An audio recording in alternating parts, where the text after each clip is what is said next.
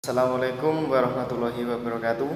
Kami dari kelompok 11 akan mempresentasikan hasil kerja kelompok kami, yaitu yang berjudul penyebab kesalahan berbahasa, yang beranggotakan saya, David Elvan Nur saya, dengan NPM 20862060114. Saya Novita Natasha Wahyu Nuruma dengan nomor NPM 2086206060.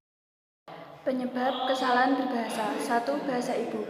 Telah dijelaskan asumsi utama penganut analisis kontrastif ialah penguasaan si terdidik terhadap bahasa yang sedang dipelajari dipengaruhi oleh bahasa pertama atau bahasa ibu.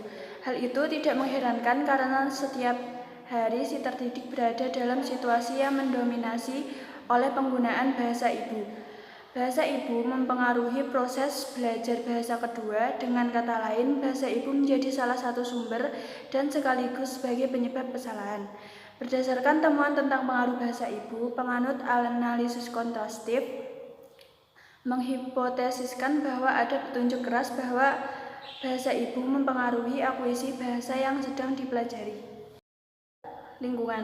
Lingkungan ini meliputi lingkungan di rumah, di sekolah, dan lingkungan di masyarakat. Ketika ia berbicara atau mendengar orang lain berbicara, ia diperhadapkan dengan bahasa tertentu. Si terdidik yang berbicara, ia tidak memperhatikan apakah bunyi yang dihasilkan, kata yang diucapkan, dan kalimat yang digunakan memenuhi kaidah atau tidak. Si terdidik lain bercakap-cakap dan bermain dengan dia melakukan hal yang sama. Oleh sebab itu, faktor lingkungan besar mempengaruhi terhadap kesalahan penggunaan bahasa si terdidik. Yang ketiga adalah faktor kebiasaan. Kebiasaan bertalian dengan pengaruh bahasa ibu dan lingkungan. Si terdidik terbiasa dengan pola-pola bahasa yang didengarnya. Oleh karena itu, pola atau bentuk sudah menjadi kebiasaan, kesalahan sulit dihilangkan. Dalam kebiasaan pengaruh bahasa ibu dengan lingkungan jadi titik berat dalam permasalahan di sini, mengingat adanya banyak faktor, salah satu yaitu alih kode dan alih topik. Klasifikasi kesalahan berbahasa. Kesalahan berbahasa dilakukan oleh penutur, terutama anak atau siswa, dalam pemerolehan dan pembelajaran bahasa. Berdasarkan kategori taksonomi kesalahan atau kekeliruan bahasa, sudah dapat diprediksikan sumber-sumber kesalahan bahasa. Kesalahan bahasa yang diukur dalam tataran fonologi, morfologi, sintaksis, semantik, dan wacana yang dihubungkan dengan faktor-faktor penentu dalam komunikasi. Kesalahan berbahasa tataran fonologi. Fonologi ialah bidang linguistik yang mempelajari, menganalisis, dan membicarakan runtutan bunyi-bunyi bahasa yang secara etimologi terbentuk dari kata fon yaitu bunyi dan logi yaitu ilmu. Kesalahan berbahasa dalam tataran fonologi pertama dipandang dari penggunaan bahasa secara lisan maupun secara tulisan. Kombinasi kedua sudut pandang itu ditemukan aneka jenis kesalahan berbahasa. Sebagian besar kesalahan berbahasa di bahasa Indonesia di bidang fonologi berkaitan dengan pengucapan.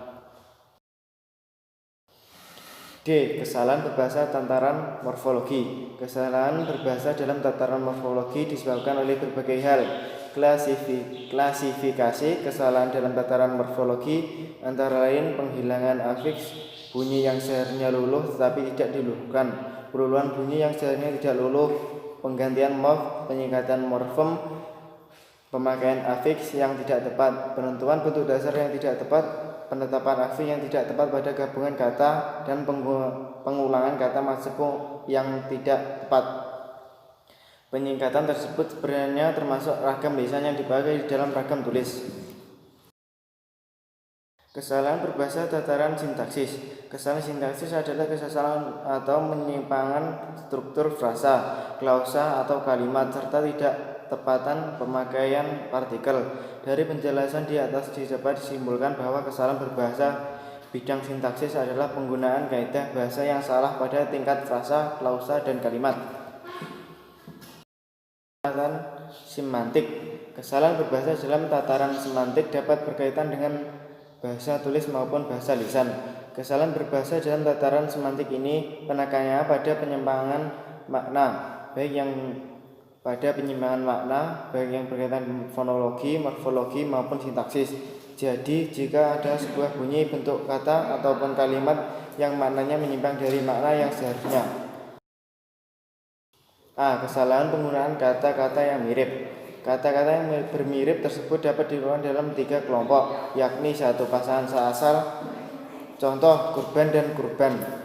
2. Pasangan yang berasing, contoh kualitatif dan kualitatif.